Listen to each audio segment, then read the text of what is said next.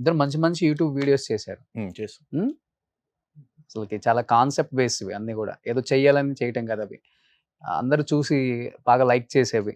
హ్మ్. కొన్ని ఇన్‌స్పైర్ గూడా అయ్యారు. కపుల్స్ కూడా కొంతమంది అవి చూసి. బేసిక్ అంత మంచి కాన్సెప్ట్ చేశారు. మంచి మంచి వీడియోస్ అంటే like I wanted not to be క్రిన్జీ.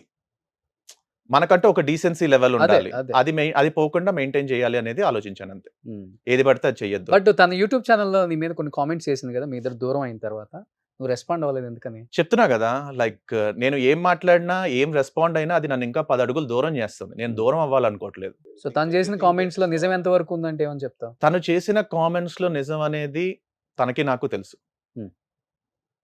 ఇప్పుడు ఆడవాళ్ళకి ఎలా ఉంటదంటే, వాళ్ళకి కోపం వచ్చేసినప్పుడు లైక్ ఒక పర్సన్ నచ్చనప్పుడు, వాళ్ళు అనుకున్నవన్నీ చెప్పేయాలనుకుంటారు. ఇది కరెక్ట్, ఇది రైటు, ఇది చెప్తే అవతల పర్సన్‌కి ఏం ఎఫెక్ట్ అవుతది అనేది కొంతమంది ఆలోచించొచ్చు, కొంతమంది ఆలోచించకపోవచ్చు.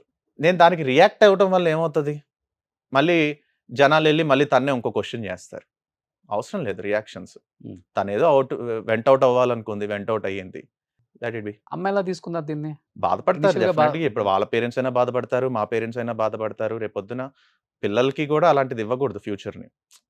సో, నేను ఒకటే డిసైడ్ అయ్యా. Like when I wanted to get married, I wanted this person to be with me in my happiness and as well as sorrows. నా కష్టంలోను, నా సుఖంలోను నేను కోట్లు సంపాదించిన రోజు ఉండాలి. నేను పూరి గుడిసెలోను ఉన్న రోజుల్లోనూ నాతోనే ఉండాలి.